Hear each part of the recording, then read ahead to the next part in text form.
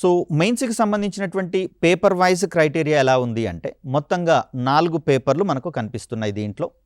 ఈ 4 పేపర్లలో 2 పేపర్లు భాషా సామర్థ్యాలను అంచనా వేసేటటువంటి పేపర్లు. దీంట్లో పేపర్ 1 ఇంగ్లీషు భాషకు సంబంధించి, పేపర్ 2 తెలుగు లేదా ఉర్దూకు సంబంధించి. ఇక పేపర్ 3 విషయానికి వచ్చేసరికల్లా కంప్లీట్లీ ఇది arithmetic and test of reasoning లేదా మెంటల్ ఎబిలిటీ అనేటటువంటి పేరుతోటి మనకి ఇంట్రడ్యూస్ చేయడం జరిగింది. మోరోవర్ పేపర్ 4 అనేది జనరల్ స్టడీస్ పర్స్పెక్టివ్లో మనకు కనిపిస్తుంది. సో ఇక్కడ పేపర్ 1 విషయానికి వచ్చేసరికల్లా మనకు 2 రకాలైనటువంటి ధోరణులు కనిపిస్తున్నాయి.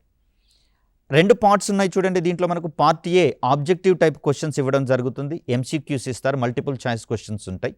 50 క్వశ్చన్స్ ఇవ్వడం ద్వారా 25 మార్కుల వెయిటేజ్ అనేది మనకి ఇక్కడ ఇస్తున్నారు. అంటే ఒక్కొక్క క్వశ్చన్కి ½ మార్కు చొప్పున మనం ఇక్కడ కన్సిడర్ చేయాల్సి వస్తుంది. ఇక పార్ట్ బి విషయానికి వచ్చేసరికల్లా డిస్క్రిప్టివ్ టైప్, అంటే ఇది ఒక రకంగా ఎంసీక్యూస్ కాకుండా ఏదైనా ఒక క్వశ్చన్ ఇస్తే దాని కింద ఆన్సర్ని మనము రిటర్న్గా సబ్మిట్ చేయాల్సి వస్తుంది. ఈ రిటర్న్గా ఎందుకు అడుగుతున్నారు అంటే అభ్యర్థి యొక్క భావ వ్యక్తీకరణ సామర్థ్యాలను టెస్ట్ చేసేటటువంటి మెకానిజం డిస్క్రిప్టివ్ ఎగ్జామ్స్లో మాత్రమే ఉంటుంది.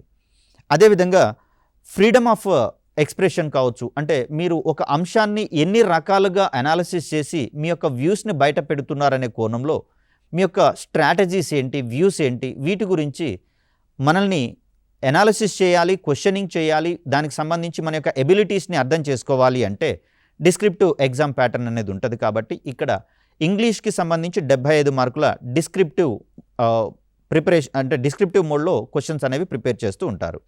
దీనికి సంబంధించి 75 మార్కులు.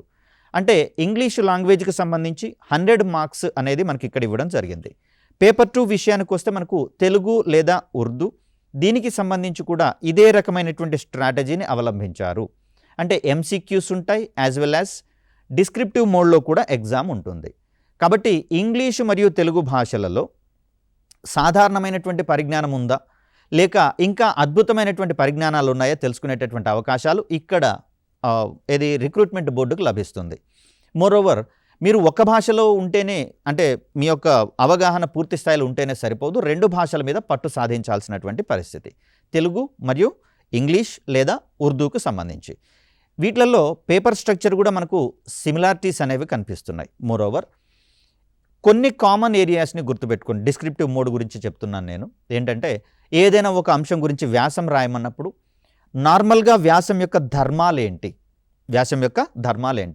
ఈ ధర్మాలను అర్థం చేసుకుంటూ ఆ పాయింట్ ఆఫ్ వ్యూలో అడిగిన క్వశ్చన్కి అనుగుణంగా ఉండేటటువంటి కంటెంట్ని మనం ప్రజెంట్ చేయగలిగితే ఎస్సే ఫుల్ఫిల్ అయినట్లు లెక్క.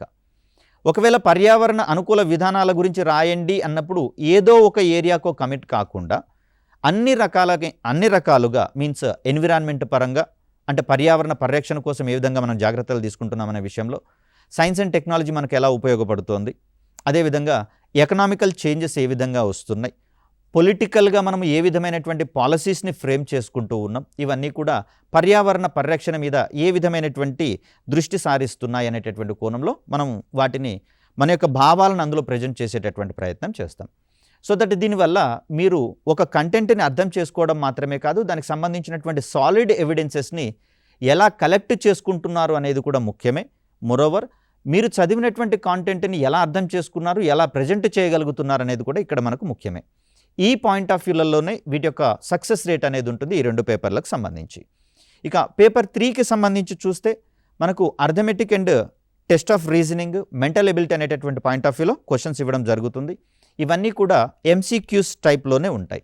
పేపర్ 3, పేపర్ 4లలో ఎలాంటి డిస్క్రిప్టివ్ మోడ్ ఉండదు, ఓన్లీ లాంగ్వేజ్ పేపర్లలో మాత్రమే డిస్క్రిప్టివ్ మోడ్ క్వశ్చన్స్ అనేవి అపియర్ అవుతూ ఉంటాయి. ఇక పేపర్ 4 విషయానికి వచ్చేసరికల్లా, కాబట్టి మనకు మెయిన్స్ పాయింట్ ఆఫ్ వ్యూలో చూసుకుంటే ఎక్స్ట్రాగా అనిపించేటటువంటి టాపిక్స్ కేవలము లాంగ్వేజెస్ మాత్రమే. కాబట్టి సిమిలారిటీస్ ఉన్నటువంటి దృష్ట్యా ప్రిలిమ్స్కి మాత్రమే ప్రిపేర్ అవుతున్నాను వెయిటేజ్ ప్రకారం వెళ్లకుండా మెయిన్స్ను కూడా దృష్టిలో పెట్టుకొని చదువుకుంటే సైమల్టేనియస్లీ 2 రకాలైనటువంటి ఎగ్జామ్స్కి మీరు పూర్తి స్థాయిలో ప్రిపేర్ అయ్యే అవకాశం ఉంటుంది.